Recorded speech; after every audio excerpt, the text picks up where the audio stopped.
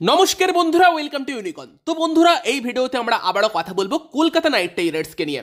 হ্যাঁ, জানি কেকেআর হেরে গিয়েছে, কালকে খুব রাগও হচ্ছিল যখন কলকাতা নাইট রাইডার্স ওই টাইপের একটা ক্রিকেট খেলছিল, ব্রেনলেস ব্যাটিং করছিল।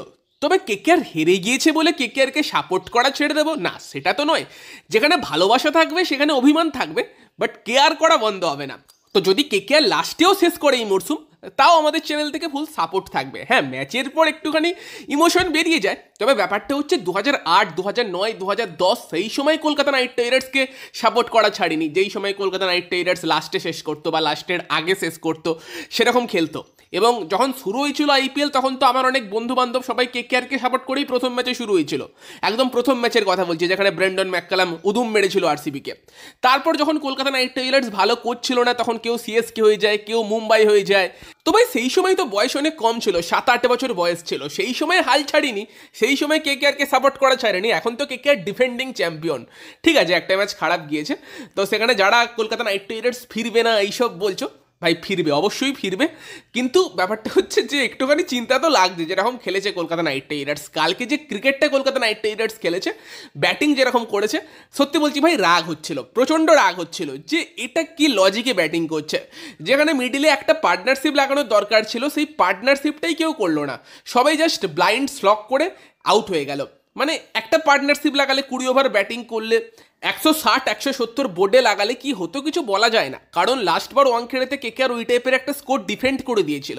হ্যাঁ, পিচ হয়তো কালকে সেই তুলনায় বেটার ছিল, বাট কি আর বলবো। এবং সেই জায়গাতে ম্যানেজমেন্টের ভূমিকাটা নিয়ে প্রশ্ন মেনলি উঠছিল, কারণ ম্যানেজমেন্ট কি বারবার সংকেত পাঠাচ্ছিল যে মারতেই থাকো মারতেই থাকো, যেখানে কিন্তু কেকেআর প্লেয়াররা বারবার আউট হচ্ছিল। তো সেটাই একটা চিন্তার জায়গা থাকছে, সেটাই একটা খারাপ লাগার জায়গা থাকছে। হ্যাঁ, কালকের ম্যাচের পর খারাপ তো প্রচুর লাগছিল, তবে একটা ব্যাপার মনে পড়লো যে লাস্ট বার আইপিএল 2024-এ সব থেকে খারাপ যদি কোনো ম্যাচে লেগেছিল, সেটা ছিল পাঞ্জাবের এগেনস্টে ম্যাচটায়, যেই ম্যাচটায় 262 করেছিল কেকেআর, সেই রানটা বোলার্সরা চেস করিয়ে দিয়েছিল, প্রচুর রাগ হয়েছিল, এরকম রাগ হয়েছিল। কিন্তু তারপর থেকে কলকাতা নাইট রাইডার্স যে কামব্যাকটা করেছিল আর একটাও ম্যাচ হারেনি, ডাইরেক্ট চ্যাম্পিয়ন হয়েছিল, সেরকমই রাগ কালকেও হচ্ছিল। দেখা যাক কলকাতা নাইট রাইডার্স সেরকম চ্যাম্পিয়নদের মতো কামব্যাকটা করতে পারে কিনা, কারণ কালকের যে হারটা ছিল, সেই হারটা কিন্তু গায়ে লাগার মতো একটা হার, ইগোতে লাগার মতো একটা হার। যদি ইগোতে লাগে, প্লেয়াররা আশা করছি নেক্সট ম্যাচে সেই কামব্যাকটা করে দেখাবে। বাকি ভিডিওতে কোনোটাকে তোমাদের জানাবো যে যদি তোমাদের এই আইপিএলে কোনো রকমের প্রেডিকশন লাগে, তাহলে কিন্তু তোমরা অবশ্যই যোগাযোগ করতে পারো রবি ভাইয়ের সঙ্গে। স্ক্রিনে হোয়াটসঅ্যাপ নাম্বার দেখতে পাচ্ছ, প্রথম কমেন্টেও পেয়ে যাবে, তাদের সঙ্গে হোয়াটসঅ্যাপে যোগাযোগ করে কিন্তু প্রেডিকশন নিতে পারো, যারা কিন্তু এই আইপিএলে বেশ সফলতার সঙ্গে প্রেডিকশন দিচ্ছে। তো প্রথম কমেন্টে তাদের কন্ট্যাক্ট ডিটেলস পেয়ে যাবে। তো যদি মেন টপিকে আমরা ফিরে আসি, তো কলকাতা নাইট রাইডার্সের হার নিয়ে আমরা কথা বলছিলাম যে এরকম একটা গায়ে লাগার মতো হার লাস্ট বছর পাঞ্জাবের এগেনস্টে হয়েছিল। তারপর থেকে কেকেআর যেরকম ফিরেছিল, কেকেআরের বোলিং যেরকম ফিরেছিল, কেকেআর আর একটাও ম্যাচ হারেনি। এবার যদি ব্যাটিং সেইভাবে ফেরে, তার থেকে বেটার কিছু হয় না। কিন্তু ব্যাপার হচ্ছে যে ইন্সপায়ার করার মতো একটুখানি হয়তো ব্যক্তিত্বের অভাব আছে। মানে লাস্ট বছর আমরা যদি তাকাতাম কেকেআর ডাগ আউটে, সেখানে একটা গৌতম গম্ভীর ছিল, যাকে থেকে ভরসাটা আসতো যে টিমকে কামব্যাকের জন্য ইন্সপায়ার করতে পারবে, সেই টাইপের একটা ক্যারেক্টার আছে। বাট এখন যখন চন্দ্রকান্ত পণ্ডিত, ডোয়েন ব্রাভোদের দেখছি, অতটা ভরসা ঠিকঠাক আসছে না। হ্যাঁ, চন্দ্রকান্ত পণ্ডিত অনেক বড় নাম, ডোয়েন ব্রাভো টি-20 ক্রিকেটে অনেক, ঠিক আছে, বড় প্লেয়ার, বাট কতটা ভালো ম্যানেজ করতে পারবে টিমটাকে, সেই নিয়ে প্রশ্ন থাকছে। কারণ কালকে যখন মানে ওইভাবে একের পর এক উইকেট পড়ছিল, তখন যদি রাহানে, চন্দ্রকান্ত পণ্ডিত তাদের দিকে যদি দেখে বুঝতে পারবে যে তারা প্যানিক করে যাচ্ছিল, কোনো প্রপার প্ল্যানিং নয়, একটুখানি যেন কী হবে একটা ব্যাপার তাদের মধ্যেও ছিল, আমাদের যেরকম ফ্যান্সদের মধ্যে ছিল সেই টাইপের। ফলে কলকাতা নাইট রাইডার্সের ম্যানেজমেন্টের দিকে নজর থাকবে, তারা কি এই টিমটাকে কামব্যাক করার জন্য ইন্সপায়ার করতে পারবে। কেকেআরের ব্যাটিং কোচকে, কোনো প্রপার ব্যাটিং কোচ নেই কলকাতা নাইট রাইডার্সের এই টিমটায়, যেটা আরও একটা বিষয় যে কেন একজন প্রপার ব্যাটিং কোচ বা ফিল্ডিং কোচ কেন কেকেআর নিযুক্ত করেনি। লাস্ট বছর চ্যাম্পিয়ন টিমটা কেন ম্যানেজমেন্টের দিকে এই টাইপের একটু ক্যাজুয়াল অ্যাপ্রোচ নিল, যেখানে যদি বাকি 9টা টিমের কোচিং স্টাফের দিকে তাকাই আর কেকেআরের কোচিং স্টাফের দিকে তাকাই, সেই জায়গাটা কিন্তু কেকেআরের রীতিমতো উইক লাগছে। টিম কিন্তু শক্তিশালী আছে। এবার কলকাতা নাইট রাইডার্সের পরের ম্যাচ আছে হায়দ্রাবাদের সঙ্গে, সেই ম্যাচে আমরা কীরকম কি চেঞ্জ এক্সপেক্ট করতে পারি, টিমে কি প্রচুর চেঞ্জ করে দেওয়া উচিত, রাসেলের জায়গায় পাওয়েল, নারাইনের জায়গায় মঈন আলী, এই টাইপের অনেকে বলছো। তো দেখো, লাভ হবে না, কারণ যে 11টা প্লেয়ার বা 12টা প্লেয়ার কালকে খেলেছে তারা সেরা 11টা 12টা প্লেয়ার এই কলকাতা নাইট রাইডার্স স্কোয়াডে তারাই খেলেছে। এবার যতবারই এরকম চেঞ্জ হয়েছে, নতুন কোনো প্লেয়ারকে সুযোগ দিয়েছে, তাদেরকে একটা দুটো ম্যাচ দিয়েছে, তারা যদি সেই একটা দুটো ম্যাচে আবার যখন রান পায়নি তখন আবার সেই টেম্পটেশনটা কাজ করবে যে যে আগে খেলছিল তাকেই ফিরিয়ে আনি, সেই হয়তো এর থেকে বেটার। তো সেখানে বারবার টিমে চেঞ্জ করে কোনো লাভ হয় না। যে প্লেয়ারগুলো কালকে ডুবিয়েছে সেই প্লেয়ারগুলোর মধ্যেই ক্ষমতা আছে টিমকে চ্যাম্পিয়ন করার। তারাই বেশিরভাগজন লাস্ট ইয়ার ছিল যখন কেকেআর চ্যাম্পিয়ন হয়েছিল।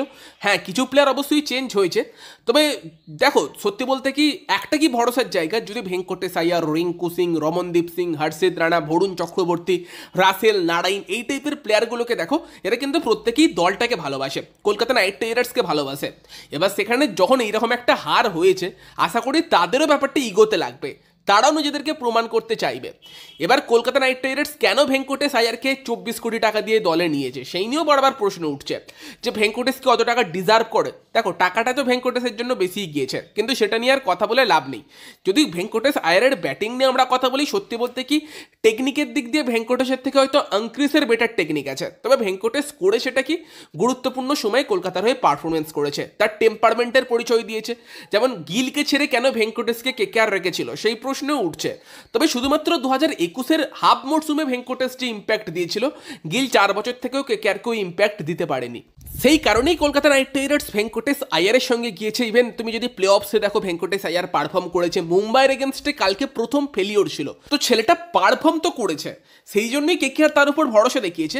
তবে যদি তুমি একটা জিনিস দেখো, ভেঙ্কটেশ আয়ারের কেকেআরেরও সব থেকে ভালো পারফরমেন্সগুলো এসেছে হয় ওপেন করতে এসে, নয় 3 নম্বরে। কিন্তু ভেঙ্কটেশ এখন যে পজিশনে ব্যাট করছে সেটা কি আদেও ভেঙ্কটেশ আয়ারের সেরা পজিশন? তাকে দিয়ে 5-এ ব্যাট করিয়ে কি আদেও তার সেরা ইউজটা করা যাবে? তুমি একটা প্লেয়ারের ওপর 24 কোটি ইনভেস্ট করেছো, কিন্তু সে ব্যাট করছে 5 নম্বরে, এটা হয়তো আদর্শ সিচুয়েশন না। ফলে কেকেআর টিমে এটা একটা প্রবলেম হয়ে গিয়েছে। রাহানে, ভেঙ্কটেশ আয়ার, অঙ্ক্রিস রঘুবংশী, মানে এরা এমন প্লেয়ার যারা টপ 3-তে ব্যাট করতে প্রেফার করে, যাদের মধ্যে একজনকেই টপ 3-তে ফিট করা সম্ভব হচ্ছে, সেটা রাহানে ব্যাট করছে। এটা একটু সমস্যার জায়গা কিন্তু কেকেআর দলে হয়ে গিয়েছে। ভেঙ্কটেশ আয়ারের মতো প্লেয়ার কিছুটা নিচের দিকে ব্যাট করছে। ব্যাটিং অর্ডারটাকে কি শোধরানো সম্ভব? সুনীল নারাইনকে ওপেন থেকে সরিয়ে দেওয়ার দাবিও কেউ কেউ তুলছে, বাট নারাইন লাস্ট বছর যে তোমার ইম্প্যাক্ট দিয়েছে, বা প্রথম আরসিবির এগেনস্টে ম্যাচটা তো অ্যাজ এ ওপেনার নারাইন কিন্তু রান করেছে। ফলে সেটা একটা সমস্যার জায়গা যে কেকেআর টিমে টপ অর্ডারে ব্যাট করার মতো প্লেয়ার প্রচুর হয়ে গিয়েছে, এবং তারপর যে ব্যাটসম্যানগুলো আছে তারা প্রত্যেকেই finisher type player. Proper middle order batsman Rinku সিংয়ের মতো প্লেয়ার তো আছে, বাট সেও প্রপার মিডল অর্ডার ব্যাটসম্যানের মতো ব্যাট করছে না, স্লক করে যাচ্ছে। ফলে সেটা একটা চিন্তার জায়গা কিন্তু কেকেআর টিমে থাকছে। তো আই থিঙ্ক দেখো চেঞ্জের সেরকম কোনো প্রশ্ন নেই, এই প্লেয়ারগুলোর উপরে ভরসা করতে হবে। ইডেনে শুনছিলাম টার্নার পাওয়া যেতে পারে নেক্সট হায়দ্রাবাদ ম্যাচে, ফলে আমি সেখানে একটা চেঞ্জ করব, মঈন আলীকে নিয়ে আসবো স্পেন্সার জনসনের জায়গাতে, এবং 3টে স্পিনার নিয়ে কেকেআর যাক, নিজেদের স্পিন শক্তির ওপর ভরসা রাখুক, সেটা চাইবো। প্লাস একটুখানি ব্যাটিং অর্ডারটা হয়তো কেকেআর যদি চেঞ্জ করে সেটা হয়তো বেটার হবে। ঠিক আছে, নারায়ণ কুইন্টন ডিকক ওপেন করছে, 3-এ রাহানে আছে, 4-এ ভেঙ্কটেশ আয়ার খেলুক, তো ভেঙ্কিকে 4-এ ব্যাট করাক, এবং এই 4 জনের ওপর এই দায়িত্বটা দিক যে সিচুয়েশন যাই হোক না কেন তোমরা মেরে খেলবে।